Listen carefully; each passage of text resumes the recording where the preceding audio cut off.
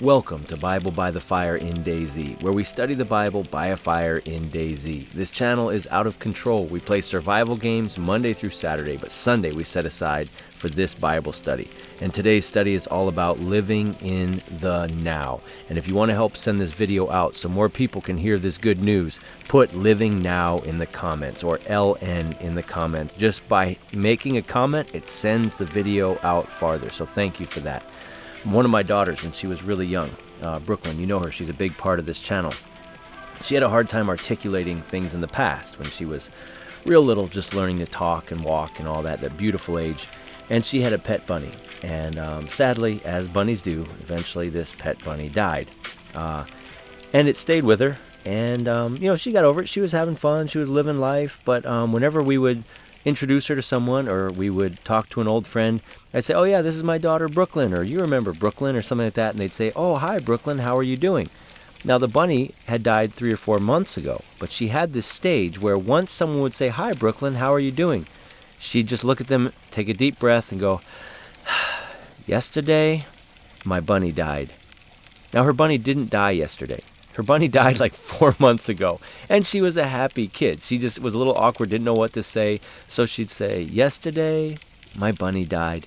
And the person would always go, "Oh my goodness, I'm so sorry to hear that." And then she would go, "And yesterday, George Washington died."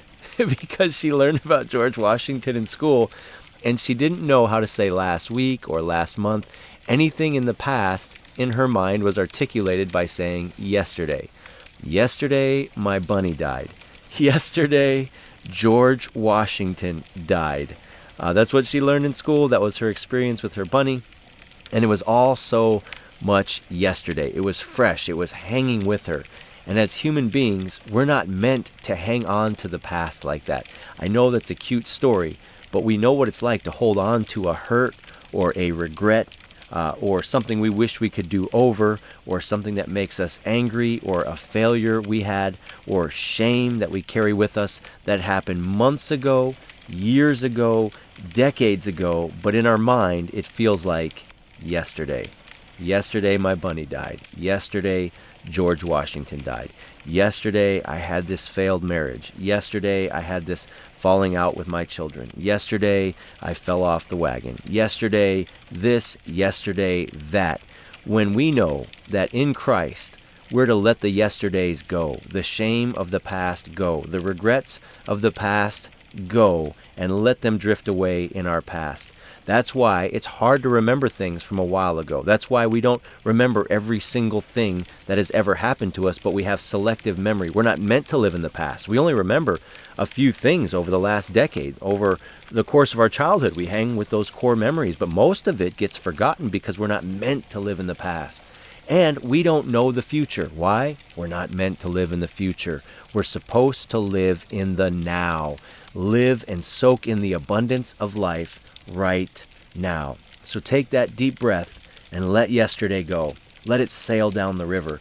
Isaiah 43:18 and 19. Forget the former things. Do not dwell on the past. See, I am doing a new thing. Now it springs up. Do you not see it? I am making a way in the wilderness and streams in the desert. Wow. So this is not only telling us to forget the past, to let go of those things, those hurts, those hang-ups, those things that cause us shame and regret. Let them go, but I'm doing a new thing. Do you not see it? The Lord wants to do a new thing in your life.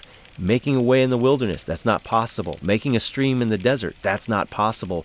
Yet the prophet says this is what the Lord is doing. And you may say it's not possible for me to let this go. It still feels like yesterday. But God can do the impossible in you. He can make streams flow in the desert. 2 Corinthians 5:17. Therefore, if anyone is in Christ, he is a new creation. The new has come, the old has gone, the new is here.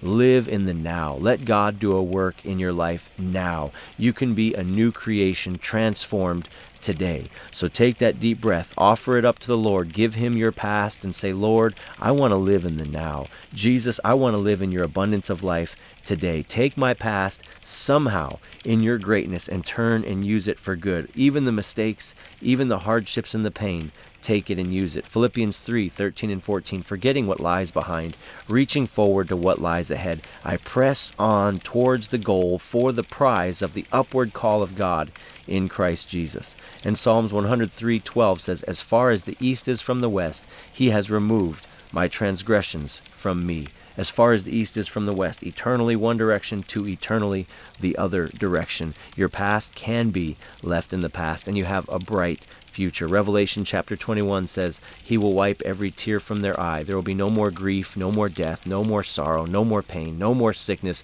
for the old way of life is gone. And behold, he says, the one who sits on the throne, I am doing something new. You have a bright future. Sure, we have struggles. Sure, we have stumblings, we have things we wish we could take back, and we carry some anger from things that had nothing to do with us, yet they hurt us so deeply. All of that is going to be made right for all of eternity. The question is, can we have some of that now? Can we let the past go now and let God do a new work in us today and mend ways? Let him heal the broken foundation. Let him build a strong life within you again. And so that's the message for today.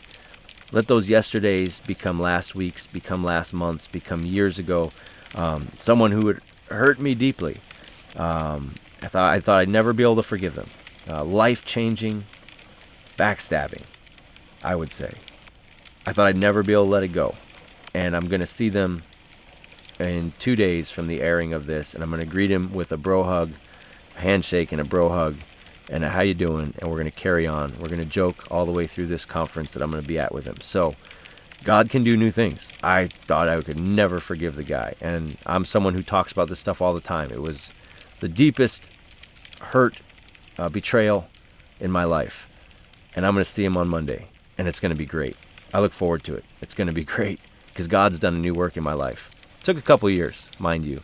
But that yesterday, that felt like it was just yesterday for so long, now feels like a lifetime ago. I've let it go.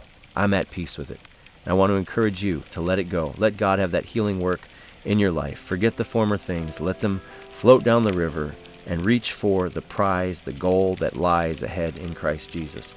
That's the message for today. I'll be traveling this week, so my week of videos might be a little different. I know DAYZ Forever, Live Forever in DAYZ is probably on hold for the week, but we'll get back after it the next week. We'll certainly have some videos from the archive. I keep a rainy day archive just for times like this. When I get sick or get behind or things get busy, I can keep something rolling out. We got some good ones, so be looking for them. DAYZ content on Tuesday and Thursday this week. All right, well, make sure you drop a comment below. Hit that thumbs up.